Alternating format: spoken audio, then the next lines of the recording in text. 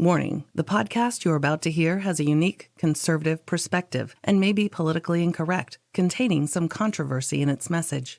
This episode may speak out against liberalism, socialism, the dark state, and religious organizations. It is possible that evil in politics, education, law, society, and religion will be discussed and exposed. However, we believe this podcast adds truth and value to a mature, disenfranchised audience who may be tired of apostate religions and wicked world systems. Listeners who are easily offended, overly sensitive, or have progressive leanings sympathetic to the topics we expose should be forewarned not to listen any further. We thank both those who choose to listen as well as those who choose not to listen. You've been warned. And now, let us get on with the show.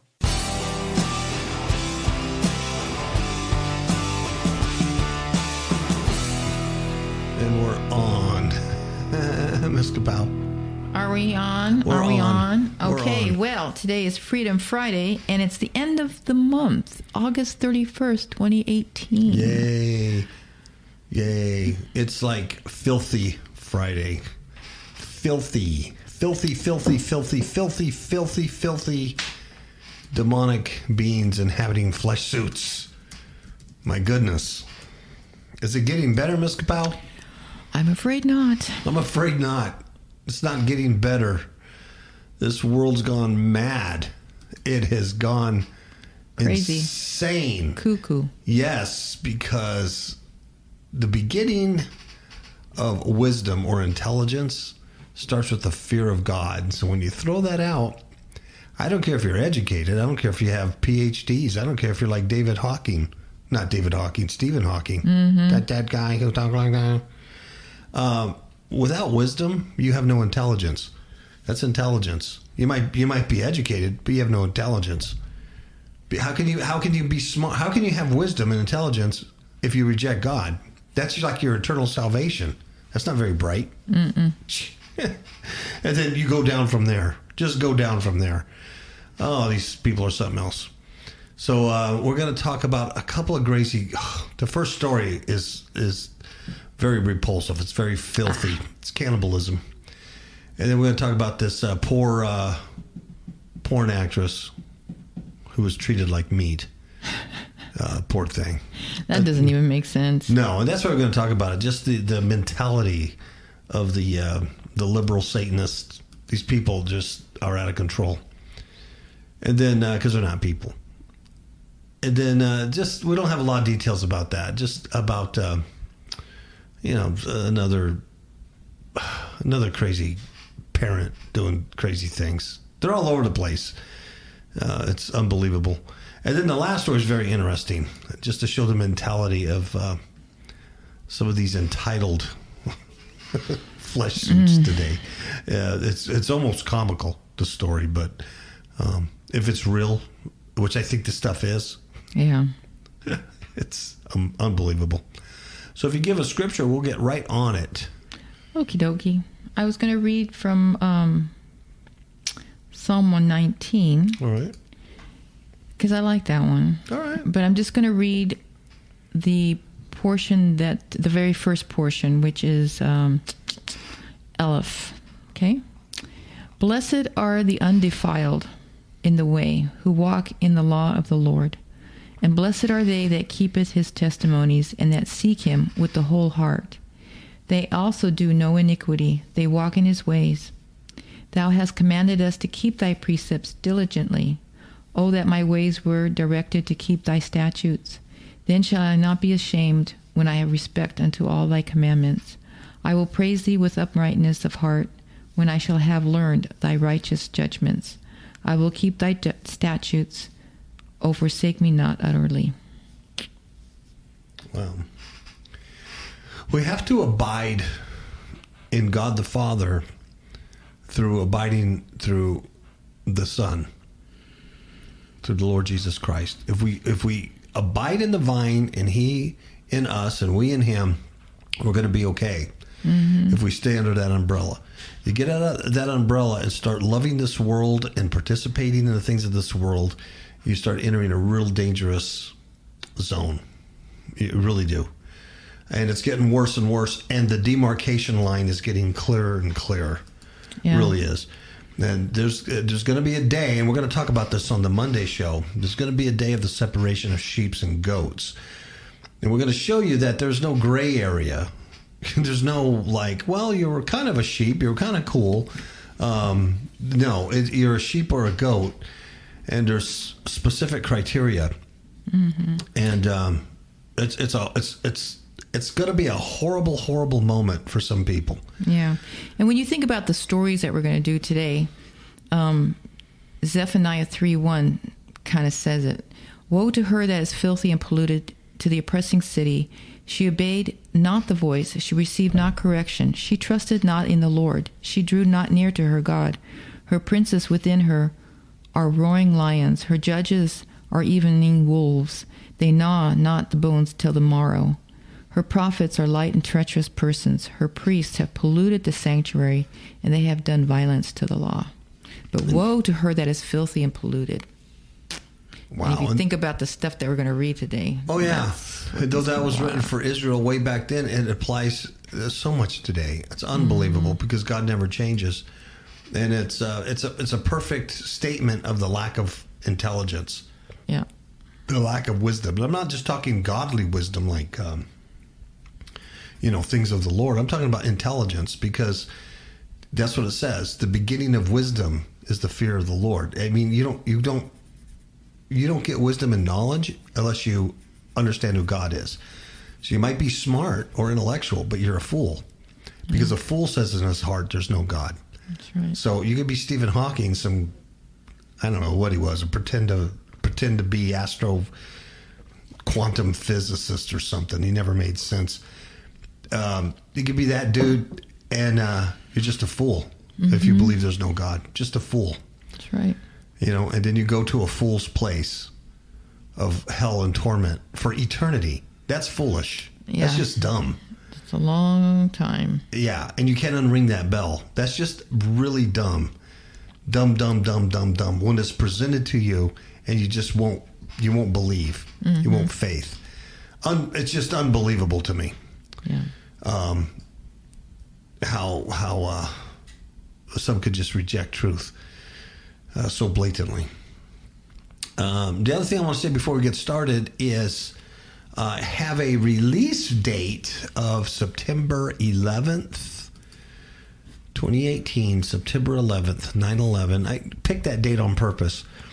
And it's for lack of a better term, a CD. Mm-hmm. There's 9 songs on it. It will contain the 1133 blues, and all these songs they've been a little remixed and remastered compared to the ones I've already released. So they sound a little better they sound a lot better actually for streaming services and things like that. But have 1133 blues, Live by Your Faith, a cover song by Eric Clapton, Wonderful Tonight. Another cover song by the Rolling Stones, I Can't Get No Satisfaction. I'll explain that stuff in a bit. Hold on. And then East of Eden, He's a Lie, All That's Left Now. Fire Down Below, cover song written by Bob Seger, and then This World's Not My Home. Now, the reason why those cover songs are in there is because the whole album is a concept album, and if every song on there is about anti-world and pro-cross. Every song on there is about the destruction of this world and everything. 1133 Blues is about scene 1133 is about destruction. Live by Your Faith obviously is about living by your faith, the destruction of the world, like a wino going for his wine, right? Mm-hmm. And then Wonderful Night is just a nice little song. It's just a song between a man and a woman, a married couple that God intended. I Can't Get No Satisfaction. The Stones, I know a lot of people say, well, that's, it's the Rolling Stones, it's filthy, but it's about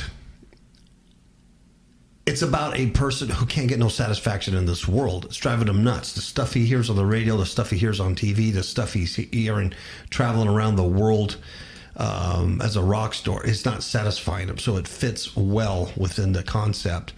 East of Eden is a song I wrote about what happened in the garden, and then what happened afterwards, going east of Eden. Mm-hmm. He's a Lie is a direct assault on Satan and all his lies. It's an anti-Satan Christ. It's an anti-Christ song. It attacks him directly. He hates that song. All that's left now is an apocalyptic song about what's going to happen at the end of the day when the mountain of fire comes crashing down, and it will happen. So I just wrote it in advance. Fire Down Below by Bob Seger, The Fire Down Below. It's not a sexual song. Some people believe The Fire Down Below is about the sexual energy. That could be. The way I interpret it is that all these people that do these things at night have hellfire down below. Hellfire. That's right. That's why I picked that song. This World's Not My Home. I think the title speaks for itself. And it talks about the hate that we have for this world, the actual hate for it. And we laugh at its demise. We hate the satanic system. So it's not a very, if you want a happy, clappy, uplifting, you like worship album, this ain't the one. Okay, this ain't Hillsong. This ain't the one. In fact, it's not a Christian album. It just happens to be songs written by me, who's a Christian, but it's not by any stretch of the imagination a Christian genre. Most of it's more bluesy kind of thing. So anyway, that's going to be released September 11th. It'll be everywhere, hopefully by then, on Spotify, Amazon, blah, blah, blah, blah, blah. And so that's it. It's a great album. Yeah, it'll be really good. So it's all compiled into one. And so we'll do some other stuff with that. And all right. All right. And that'll be available then. 9/11. Uh-huh. Let's see. Now, first up, Mr. KAPOW. Yeah. This one's a nasty one. I don't like this. This is so disgusting. This is about cannibalism. These are crazy people who actually enjoy this kind of stuff. Yeah. And the story has pictures. That's what makes it... Yeah. Go to our Fifth Hook Media Facebook page if you want to see this one. Yeah, it has pictures of this stuff. It's unbelievable. Let's see. Well, this is quite a title. It says, "I taste like beef. Sausage made from human blood and tacos filled with a man's chopped off foot. Yep. Meet the people who want to eat each other and themselves. Some people eaters even get their sexual kicks from meeting and eating others on dating-style cannibal sites." See, that's what's amazing, that there's actually a community of people that like to eat human meat. Yeah. Blah. Eat and be eaten. Yeah, and there's dating style apps. It's unbelievable. This is what we've descended to. See, this is exactly why. By the way, the CD I did, for lack of a better term, the CD, is the title is Time's End. Time's End. The project or band name is Mesquite Cafe, CAFE. There's no inye in the E, just to make it simple. So it'll be under Mesquite Cafe. It's not under my name. It's under Mesquite Cafe. The title's Time's End. And these stories we're talking about, this is why I write these songs. Mm-hmm. Unbelievable. It's the end of time. This is incredible. And so hopefully there'll be a few people at least listen to it, but maybe they'll wake up. Maybe they'll go, you're saying something there. Maybe I should look into this. I don't know. I doubt it, but, you can always hope. Yep. Let's see. The first line here says, it's some gal who got her picture. She has blood on her lips, blood on her fingers. Ugh. She's what, probably in her 30s? Mm-hmm. Young gal. Late 20s, early 30s, yeah. Yeah. She says the texture was good. It looked tasty. There was a nice hint of spice. And if Gwen hadn't spent all day cooking it, she'd probably never have guessed that the sausage she was eating had been made from human blood. Mm-mm. She'd invited one of her friends over to try the meaty dish as well, and served it up at a candlelight table with a side salad and gourmet-style bloody drizzle. Yuck. They both agreed too much soy sauce, but otherwise delicious. So no one here in this article is doing this unwittingly. They all know exactly what they're eating. Yeah. Last month, Gwen van der Zon from the Netherlands tried cannibalism for the first time, just a month ago. Loved it. Just fell in love with it. However, she's no Hannibal Lecter, and no humans were hurt. Instead, she made the meal from her own blood, which she painstakingly drained into a medical bag that day, after becoming fascinated with the idea of trying a human sausage. She says, why is my idea considered disgusting? But doing the same thing with pig's blood isn't, she asked at the time. Well, yeah. You really want the answer to that? You really don't know why it's disgusting to make sausage out of your own blood? And it's disgusting with pig's blood. All blood is disgusting, but the human blood's even more so. Mm-hmm. Are you serious? You have to ask that question? Yeah, plus it's supposed to be a human, a natural aversion to this. Yeah. You know what I mean? Yeah. Oh, yeah. It's not just something that, I find in the Old Testament God's laws say don't eat the blood. I don't know why. It's so delicious. Really? Well, there's a picture of her blood sausage. It's just disgusting. It's just nasty. Oh, my Lord. It's just nasty. Here's one. It says, 37-year-old male seeks cute piece of meat. Although she's rare in acting publicity. Publicly, I think, when he meant. Oh, okay. Publicly on her unusual taste, Gwen is far from the only one to be fascinated by cannibalism. Here's a dating-style fetish site. It matches up those desperate for human flesh with those who want nothing more than to be eaten alive themselves. Wow. These are two sides of the same coin. One wants to eat, one wants to be eaten. So this 37-year-old guy, he posts this on this site. It says, Cannibal seeks meal. He says, 37-year-old male seeks a nice, cute piece of meat. I prefer girls. There's another one that says, I'm 30-something man looking for a female so we can sample each other's flesh. We can cut together, cook together, and eat together. Non-lethal cuts so we can enjoy eating one another. See, that's so disgusting. I'm so sorry. Well, at least they're looking for their own kind and not dating people and, surprise, surprise. Yeah. Because that would be nasty. Yeah. Nastier. There's a lot of it. They have a little snapshot here. Oh, yeah. One's called Real Meat Here for Cannibalism. Soft Skin. Cannibalism Looking Roasted Me. Real Meat. Looking for a female to role play with. Disgusting. These are posts. They're genuine posts. So would-be victims refer to themselves as long pigs. Long pigs.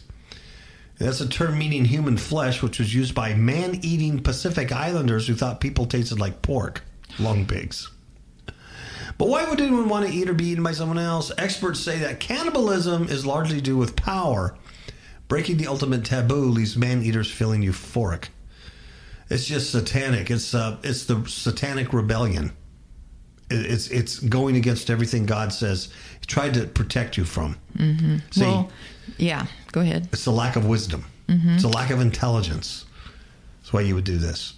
Well, I like what this therapist, Karen Helen, has to say. She suggested that cannibalism can become addictive for a small number of people with psychopathic tendencies, comparing the act of eating someone to a cocaine high. Wow. Psychopathic, yes.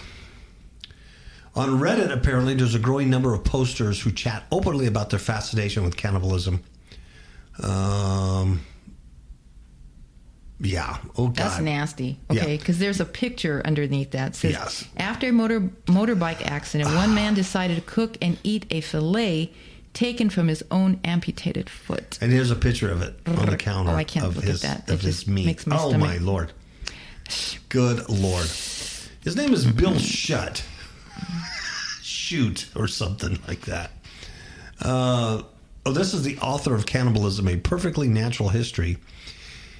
This guy ate a human placenta when writing his book. Are you serious? Where did he get that? Yeah, where would you get that? Mm-hmm. He told Sun Online, "We think cannibalism is revolting because that's what our culture dictates." No, that's not why we think it's revolting. We think it's revolting because it is. It's disgusting. Other cultures that didn't get that memo have had very different attitudes towards cannibalism. What other cultures? Mm-hmm. What are you talking about? The only ones who did it were a bunch of demon-possessed crazy people out in the jungles. Mm-hmm.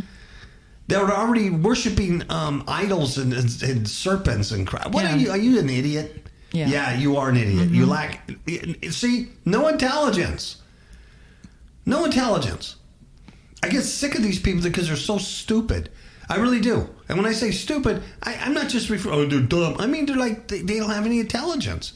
How could you possibly say things like that? Oh, my God. The man who served his friend's foot tacos. In June, there was a 38-year-old idiot. This is a verified story, apparently, too. It's verified. This really happened. He shared a story on Reddit of a dinner party where his friends tucked into a meal made from his amputated foot. Mm-hmm. After a motorbike accident in 2016, he had the smashed limb cut off, and doctors let him keep it. I don't know why. I mean, Then after 3 weeks later, he threw a brunch for 10 willing friends where the main course was tacos made from the flesh, which had been amputated. My goodness. Ugh. The anonymous man posted photos of the dish and explained how he kept his mangled foot in the freezer until it was time to cook it. Wow. It says that it's been verified. That's nasty. Yeah. He cut off a chunk of flesh, marinated it overnight, and sauteed it with onions, peppers, and lime juice. He posted on Redbook, and he says, "I taste like buffalo, but chewier. Super beefy and a little fat. We weren't looking to go all Hannibal and get gourmet, just to make it so no one gagged."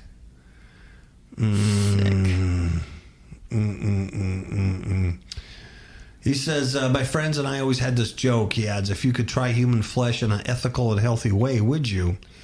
And we always said, of course. Well, the opportunity came up and I called them on it. It was a neat experience. I wouldn't change it. I don't know. I don't know what people would have this, kind of a conversation. Anyway, should we go on, or is? I think that's enough. It's just the pictures. The pictures are just so disgusting. Yeah, yeah. Okay, so I think it ends with. Let's see. Oh, how about listen? The computer geek who ate a willing victim's penis. However, not all wood cannibals are so easily satisfied with just a bite of blood sausage. An alarming number of online posts feature requests for victims willing to be eaten alive to satisfy cannibalistic sexual desires. There's a forum which hosts hundreds of these posts. Is the evolution of Cannibal Cafe, not to be confused with Mesquite Cafe. Okay, Cannibal Cafe, a now defunct website for cannibals. Supposedly the message board is for fetishists who want to role play as man-eaters, but we know them from high-profile cases on Cannibal Cafe that some users were deadly serious about eating someone they met online. Wow. Disgusting. There's a German IT technician, Armin Miwaz. He was among the unknown number of legitimate cannibals lurking on the site.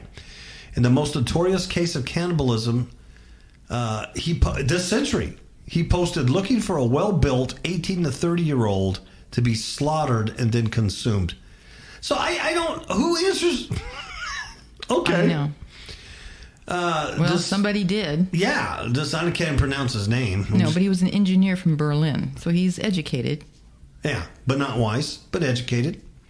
He answered the ad in March of 2001, stating he was willing to be killed and eaten. A few days later, the pair met in Miwa's home, in the small town of Rothenburg, and they filmed a video where this guy cut off and ate this other dude's penis with his consent. Good night. As Brandy's bled to death, Mewis fried the penis in a pan with salt, pepper, wine, and garlic. He later stabbed his victim in the throat and hung his body on the meat hook. And there's a lovely picture of the dead guy. And then he ate the remains over the following 10 months, hiding body parts in the freezer and eating up to 44 pounds of human flesh, all for the supposed sexual pleasure of it.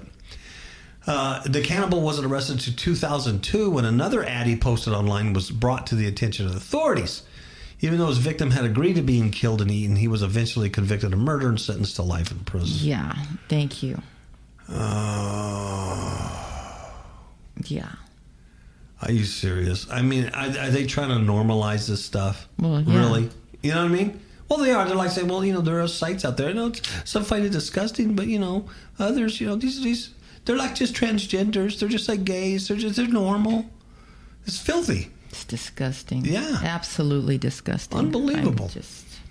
Unbelievable. Let's talk about this poor porn actress. For the love of pizza. I just feel so sorry for her. I mean, why are people so mean? She says, my big break in porn was a nightmare. See? Poor thing. Her name is... Another one with no intelligence. No. Yeah, this one has no wisdom or no brain. I don't know how to pronounce her last name. Bleeg. I don't know. But she had her first professional porn film, and that's going to be her last. Apparently, she did stuff privately in her own studio at home, nasty stuff. And then she got a big break with this company who's a big porn company. They've been doing it for 30 years, and, they're, a legit porn company to do this thing. So her big break to become an adult film star, because that's what every little girl dreams of, right? Yeah. So she says she was pressured. She was pressured to perform hardcore sex acts. She was choked until she was nearly unconscious and groped by a director during the shoot. All of which was caught on video. Yeah, because they're filming a porn thing. She says, I tried to stop the scene, but the director told me I was ruining the flow, and I just put my head back into the frame. I felt helpless. All my nightmares about filming a pro boy-girl scene were coming true. She's 30 years old. She's speaking publicly about her ordeal. But like other women in the porn business who have come forward with allegations of sexual misconduct, she's struggling to be taken seriously. On Freedom Friday, that's also true. Because as I read this, I can't take it seriously. No, of course not. Yeah, at all. It says, well, the hashtag Metoo movement has swept through Hollywood. The adult film industry has mostly shrugged off allegations of sexual misconduct. You see what I mean? Of course. How could you not? Yeah. You're doing porn. How could you then say I was sexually assaulted or I was treated wrongly when you're doing porn? I mean, it's like you can't get around that. Her experience underscores the secretive black box nature of the porn business, you think? Coupled with the still widely held belief that people who are paid to have sex in front of the camera have no credibility. You think? Wow. But she wants to change all that. She says the veil of secrecy allows predominantly male executives and producers to stay in positions of power for years. Even as they have a never-ending supply of young, inexperienced women that want to get into the porn business. Wow. Oh, my goodness. She's an idiot. So she goes on and on. Apparently, she was doing this sex scene, and she felt uncomfortable. And but no one knew it. And apparently, in this sex scene, there was another co-star, which was a female in here, right? She got a little lesbo action. And the co-star, the other female co-star, didn't know that this Blige gal, was uncomfortable until they went to the restroom and she was upset about the scene. And but she had no idea when they were doing the scene that she was uncomfortable with it until after the shoot was finished. And this guy, I don't think this is his real name, but the name is Evil Angel. Oh, I'm sorry, that's not a guy. That's the name of the studio. They named the studio Evil Angel, so go from there. It's the studio that produced the film, and they said that everyone involved with the project conducted themselves properly and were held to our high standards, high standards of professional porn making. And Ginger Banks, Blige female co-star, who's not implicated in her allegations, says she did not realize That Blige was uncomfortable till after she was finished. So anyway, so here's what she says. She says, I didn't expect to be treated like a piece of meat. That is so funny. And it goes on and on. You know what I mean? Yeah. And she took pictures of her marks, where her, Yeah, her owie. star, bitter. So They're all trying to cash in on this hashtag #MeToo thing. Yeah. You know what I mean? Apparently it's not Cal OSHA approved. It's dangerous. Maybe they should wear, hard hats or something. Well, maybe they shouldn't do it. Yeah. You remember a few years ago, they were L.A. or California or something that was going to require them to wear condoms. Yes. And it was a big thing, man, because it would ruin the industry, and no one wants to see porn with somebody wearing a condom, blah, blah, blah. And I think they won. They won that, so they didn't have to do that. But now, this gal's complaint, she was treated like a piece of meat, doing a porn things. I don't, it's unbelievable. It's like that article you're reading today or whatever. Everybody's offended. Everybody's offended by everything. Exactly. Incredible. In fact, this is the only show that you can listen to where I say absolutely nothing that will offend anybody. Right? Right. Yeah. Sure. Let's take a short commercial break. All right. Then we'll be right back. Demons in My Marriage Bed, a true story of spiritual warfare, changed the way my spouse and I conduct spiritual battle and has increased our alertness level to the tactics of Satan. This is an excellent training manual for building a stronger marriage by exposing the tactics your enemies use against you from all online digital retailers. God bless you all. And we're back. We're back. Okay. This is a story that occurs way too often in the news now. Mm-hmm. These events against children. There's not a whole lot here, detail wise. No, because I wanted to know why. It says here this Georgia mom was arrested for allegedly killing her 2-year-old daughter, but it doesn't say anywhere why she did so. Mm-mm. Not that I read. And it's hard to judge, a book by the cover, but her booking photo, she doesn't look like a woman that was distraught. That would look like, oh my God, I heard voices, and she looks really kind of psycho. Yeah, stoic. Yeah, very stoic. Well, she basically confessed that mm-hmm. she fatally shot her 2-year-old daughter. She's 31 years old, and on Tuesday, just before 6 p.m., she said that she shot her daughter, Natalia, something like that. Anyways, but it doesn't say anything. Why? Deputies found a firearm, spent shell casing, spent bullets inside the home. She was alone. No one else. As she says, family is fully cooperating with law enforcement. Mm-hmm. She's charged with murder, aggravated assault, and possession of a firearm. But just the fact, here again, is a mother. Yeah. 31 years old, and shoots her 2-year-old. Yeah. I don't get it. Spiritually, we know these people are just going bonkers. Filthy. Yeah, just filthy, going bonkers.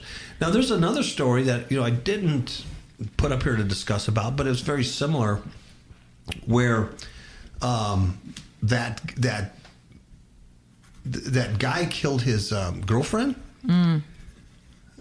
He decapitated his girlfriend, but what the story says is that God told him to, because she wouldn't repent. Yeah. So he now he's living, like Miss KAPOW pointed out when we talked about this. He's living in sin anyway. Yeah, they both were. And he's living with his mommy, daddy, right? Anyway, they went to church, but anyway, he kills his girlfriend in front of their 3-year-old daughter. Mm-hmm. He cuts her head off and puts it on her back, and then takes the daughter to the mall. He actually has the 3-year-old daughter say goodbye to mommy, and then when the cops arrest him, he goes, "Yeah, I did it, and God told me to do it because she wouldn't repent." And he goes, "I'm not crazy. Crazy people don't tell you the truth like this." The articles, if you read it, you'll notice it's that whole Bible believing crazy talk in the event, that the whole discredit of Christianity and stuff in it. And that's why I had posted it. But that's just another crazy. These humans are just. The portals are open. They've allowed themselves to be demonically possessed. They get possessed very easy now. Yeah. Because the shields are there's no protection for them. They've rejected. God has lifted His hand of mercy. That which was restraineth has been removed, and we really do live in a zombie apocalypse now. Yes, we do. There's zombies all around you, and God, I don't know how long. Oh, this is Miss KAPOW's favorite story. She found this one, and this is unbelievably incredible to just think about. Now, this person didn't harm anybody physically. She's not a cannibal. She didn't kill her kid, nothing like that. But yet her attitude is just as demonic. Oh, definitely. Her entitlement is just as demonic as Satan saying, you know what? I want to sit on the sides of the north. I want to be as God. I want to sit on the throne as God. I want to be God. I want to be it's just as demonic. Just as self-centered, just as... The spirit of entitlement is definitely here. Totally crazy. Covetousness. Unbelievable. Everything. Unbelievable. So this is from Fox News. It says, bride cancels wedding. Breaks up with fiancé after friends and family refuse to pay for a $60,000 wedding. Here's what she did. Apparently, she got on social media and did this long-winded tirade. And her cousin verified this, took that tirade, and then reposted it saying, look at my nutty cousin. And so it kind of went viral with everybody because this gal just went nuts blaming friends and family for her having to cancel her dream wedding, which was going to cost $60,000. It went viral, right? A lot of people don't even believe it's true. Because it's so bizarre. Yeah, because it's so bizarre. The cousin says it's absolutely true. So it was shared on Facebook and Reddit by this woman's cousin. And the post starts, it says, it comes out with great sadness that I'm announcing the cancellation of the wedding. I apologize for canceling only 4 days beforehand. 4 days before the wedding. Yeah. She said that her and the fiancé have broken up due to some recent and irreparable problems before going on to blame her friends and family for ruining her marriage and life. See how they just point, it's always somebody else's fault. It's not my crazy dreams, my unrealistic expectations. She explained that she had met her fiancé when they were 14 years old. They worked together on the family farm. They went to community college together. They worked and they saved to become financially stable. Right? They did everything right, okay? Well, apparently they got a kid in there too somewhere. Yeah, so they had to do some nasty. She says, we managed to save up nearly $15,000 for a wedding. See? That's pretty good chunk of change. You could probably have a pretty nice party for $15,000. Since our love was like a fairy tale, we wanted, she says we, but it's her. We wanted an extravagant blowout wedding, one where our son could be included. And now you get a clue that there's a kid there. She says, we started touring venues and were torn between two. Now, here's the kicker.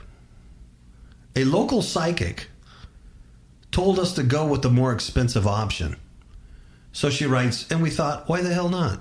See, it's that psychic. They opened the door to the occult. And she went nuts. Yep. Because her cousin says she was normal before that. Yeah. She was okay. They were really shocked at her behavior.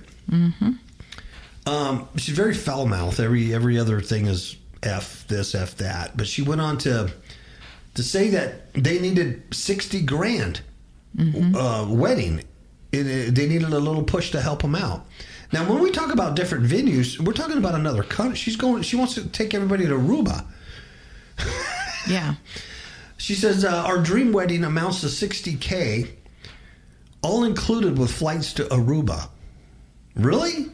And then she says, all we asked was for a little help from our friends and family to make it happen. Huh. A little help. Yeah. To all go to Aruba for your wedding. She wrote 17 paragraphs, apparently like an outburst.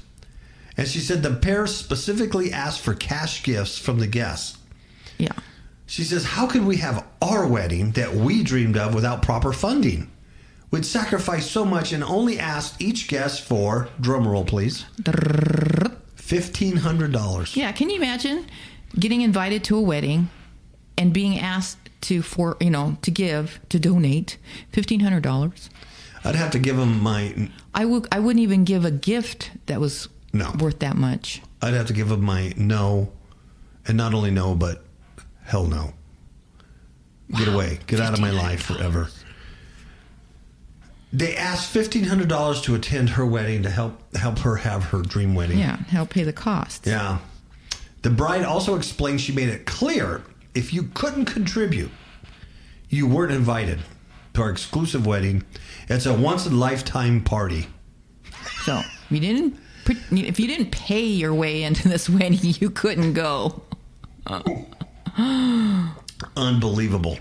The self-centered, the arrogance, the insanity here. Then it goes on to say, much to the bride's dismay, she and her fiance quickly discovered that people were not willing to pay $1,500 to attend their special day. So they go on to say, so we sent out RSVPs and only 8 people replied and sent us the check. Who are those 8 idiots? It's probably real close family members, I would imagine. Wow. They said that they were very livid. How was this supposed to happen without a little help from our friends, she wrote. Desperately, we resent our invites and asked people to donate what they could. I mean, seriously, people, what is $1,000? What is $1,500? Clearly not a lot. We also set up a GoFundMe that only got us $250. At this point, we were exhausted and tired. Don't you just feel for them? Oh, yeah. Who was the idiots that gave them money on GoFundMe? I know. Who were these other 8 idiots that sent in checks for $1,500 to go to Aruba? Mm-hmm.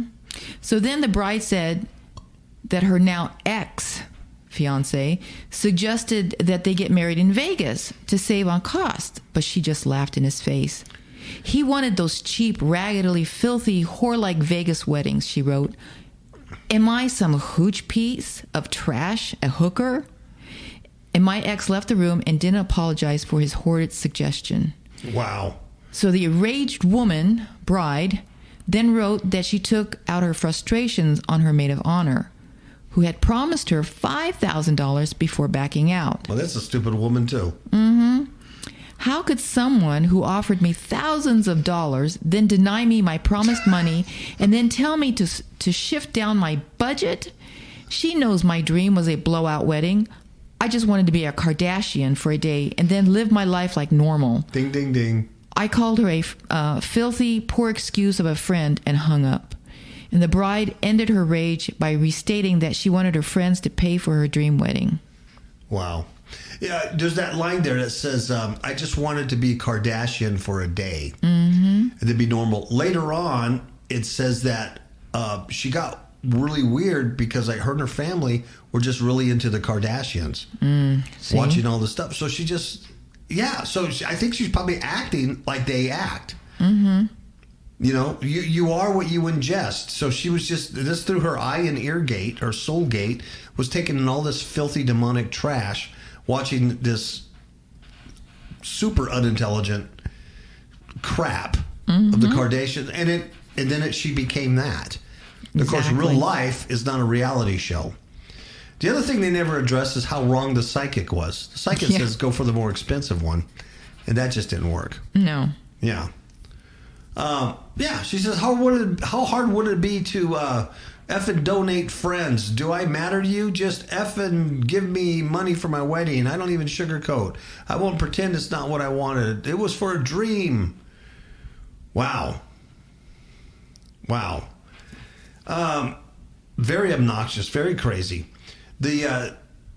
the cousin says that over the years, this gal had been nice and overall pretty sweet. No red flags. She says she has humble beginnings. She was working on her farm since she was young. Yeah, and and her and her fiance both worked and saved up for this event. Mm-hmm. But she wanted a Kardashian day. The cousin called out social media and her family members. Okay, so it's not just her, but other family members. Obsession with Kardashian stuff. Said over the past few years as the cause for the meltdown. Wow. So. And then the cousin also felt that the bride-to-be was drinking. Of course she was. Yeah. She's drowning her sorrows and, you know. Unbelievable. But it's just, it just shows you the zeitgeist, the spirit of the age. This is what it's producing. Mm-hmm. And this is just one person. Can you imagine all the little knucklehead girls watching that show? Yeah. All the little gay softy boys watching that show and then acting out? Yeah. Like it's, for real? Yeah. So her fiance got tired of her tantrum, and he just walked. He's lucky. Yeah. Yeah. Yeah, he's fortunate, man, because, my Lord, he would end up looking like Caitlyn Jenner. Oh, he would end up in a dress, man. Mm-hmm. Yeah, with that Jezebelian switch hitting whore. Jiminy crickets. Wow, that's terrible. You talk about Jezebel's spirit. My Lord, good Lord in heaven. Mm-hmm. Good Lord in heaven, trouble and evil are surrounding me. Yep, for sure. Shall we end the show? Sure. And I'm going to end it. I'm going to play. I think I'm going to play a little 1133 blues, man, just to get people in the mood. Yeah. All right. You do that. All right. Ciao, babies.